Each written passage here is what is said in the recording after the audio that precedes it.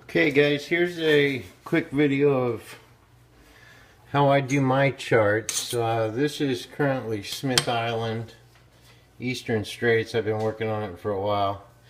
But what I do is I take a basic ruler and I'll find a place down here that that I line up, and then I go up here and I find a place up here that I line up. This particular one, I find this corner of this ledge right here, and then I'll go down and see these black hatchlings right here. They go all the way across, but on each chart they're going to be there. But normally I would come off of this tip right here. Let me widen out so you can see the whole thing.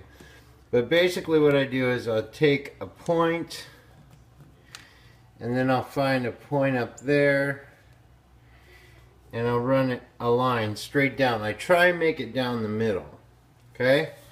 And then going horizontally, this particular one is a little different because there's nothing over here. Usually you'd have some sort of a landmass or something, but what I did was I took my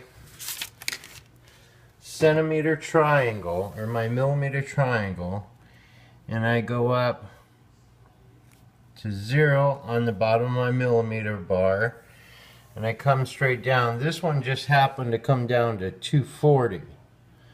So that's basically what I do. I go from this black line at 0 and I come down 240.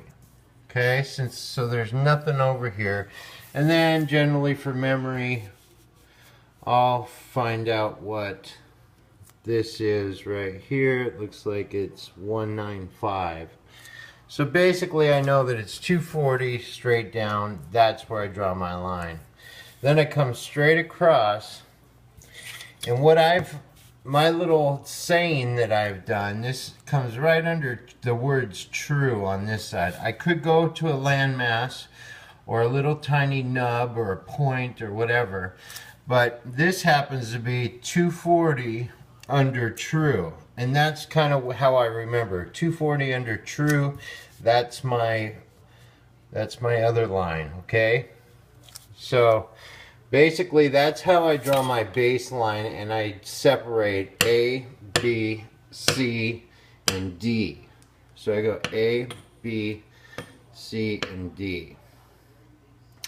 So then what I do is, with my millimeter jobby here, I always do my first measurement up, because it's just best to do up and over. So you start with up, and over is your next one. So basically I put this one on 0, and then I come down. That's my up, make sure it's straight, and that happens to be 230. So I come over here and I'll write on a piece of paper, it's G3, flashing green, 4 seconds, gong, 240, no that's not right, it was 230, 230, and then my cross, my over number, put that back on 0, come over, that's 120, 130. 230, 130. Okay, so I got flashing green, G3, flashing green, 4 seconds, gong, 230, 130. So that's what I got to remember, and so on. So I just keep going down, and I'll come up. Here's another one. This one's a Yankee, a flashing yellow. So it's 195 up and 130 across. So did I say that was 195?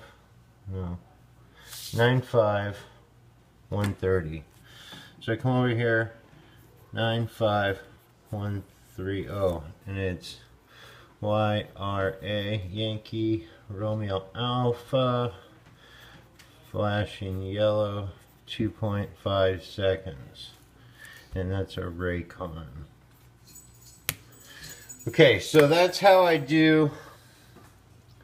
It's basically a really fast tutorial on how I do my up and over. So basically I have to remember G3, flashing green 4 seconds, gong, 230, 130, YRA, flashing yellow 2.5 Raycon, 95, 130. Now how I remember these is I usually get all my aids and remember all of those first.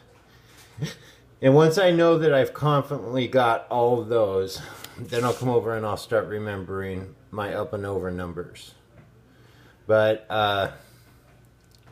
that's basically that. And then your traffic lanes and stuff like that, that's kind of a different story. Your aids are 50% of your test, so as long as you get your aids correct, and you've got your traffic lanes somewhat correct, he's pretty lenient on your traffic lanes, but they, you know, they've got to be pretty precise. But if your aids are right and you blow your depths or you get your depths, and your depths are a different thing, you know, you got to remember how I do my depths. Let me grab this. Okay, well, I'm going to shut this off. We'll do a depths in another one. Okay.